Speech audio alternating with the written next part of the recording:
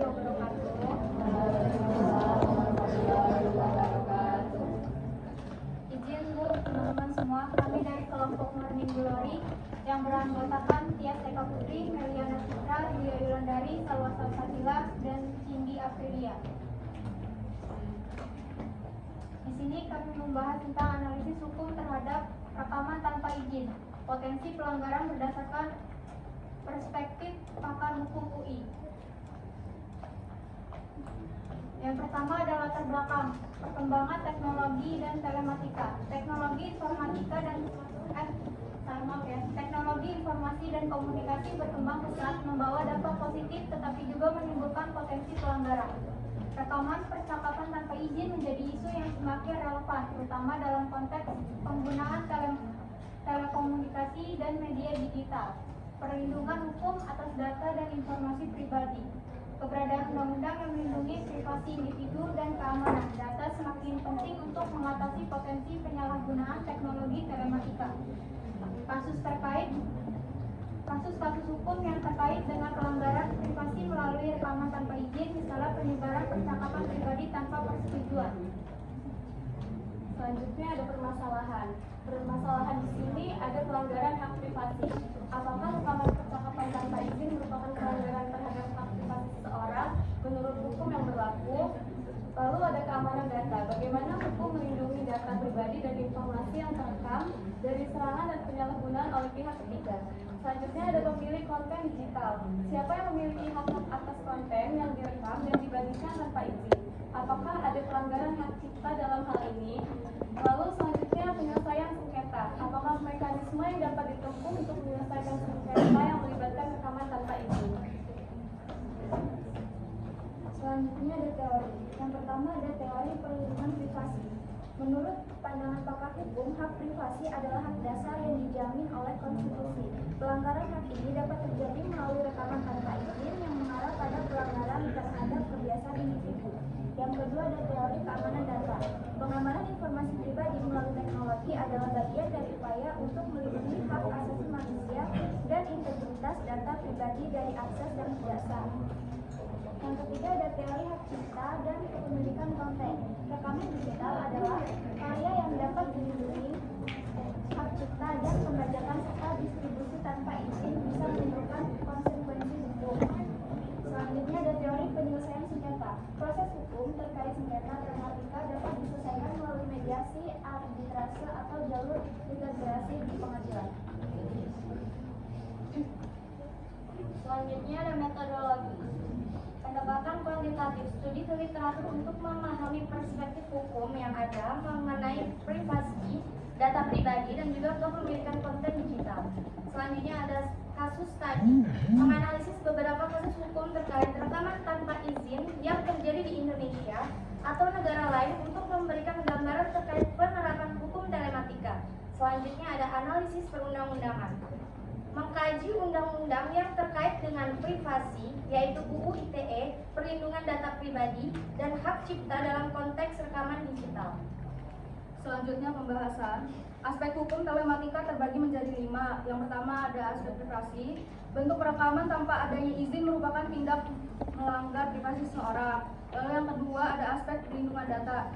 Data yang dimiliki harus dijaga dan tidak boleh disalahgunakan. Namun UU perlindungan data pribadi belum disahkan di Indonesia. 3. Aspek kepemilikan.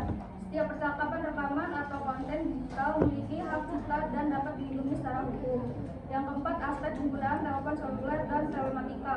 Rekaman dengan telepon seluler harus mendapatkan izin semua pihak. Regulasi teknologi diperlukan untuk mencegah penyalahgunaan. Yang kelima, aspek penyelesaian sengketa. Penyelesaian bisa melalui pengadilan dan mekanisme alternatif, dan pelanggaran privasi bisa dilaporkan ke polisi atau Kominfo. Sekian presentasi dari kami membuka sesi tanya jawab.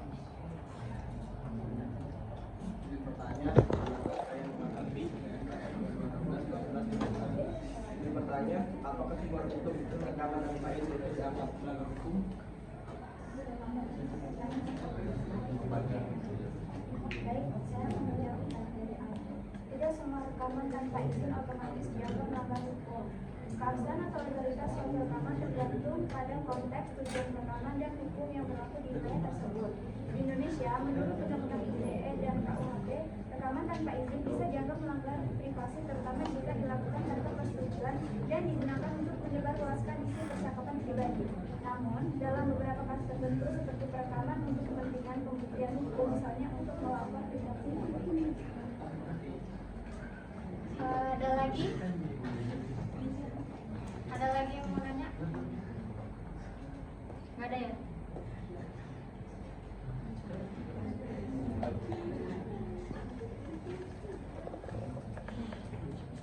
Baik, perkenalkan nama saya Ririn Wijayanti dari kelompok 12. Izin bertanya, kalau misal mengenai praktik rekaman rahasia oleh whistleblower untuk mengungkapkan kasus korupsi. Nah, tindakan tersebut dapat dibenarkan secara hukum atau justru itu termasuk melanggar hak privasi? Itu aja. Terima kasih.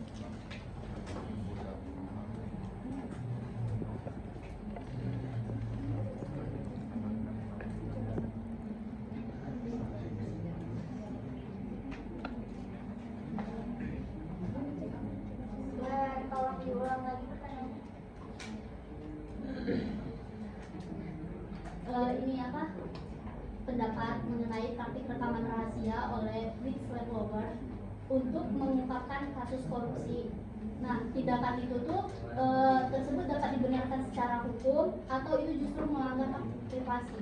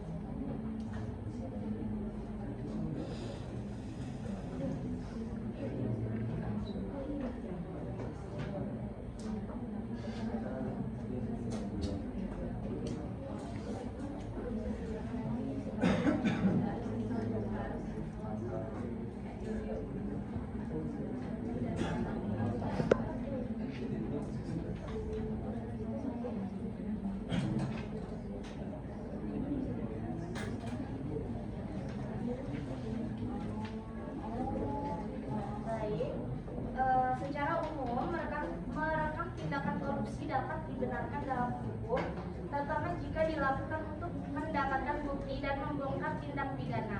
Namun ada beberapa syarat dan batasan hukum yang perlu diperhatikan. Yang pertama yaitu dilakukan oleh penegak hukum atau atas seizin penegak hukum, misalnya KPK, melakukan penyadapan atau OTT. Kemudian dilakukan oleh masyarakat sebagai pelapor atau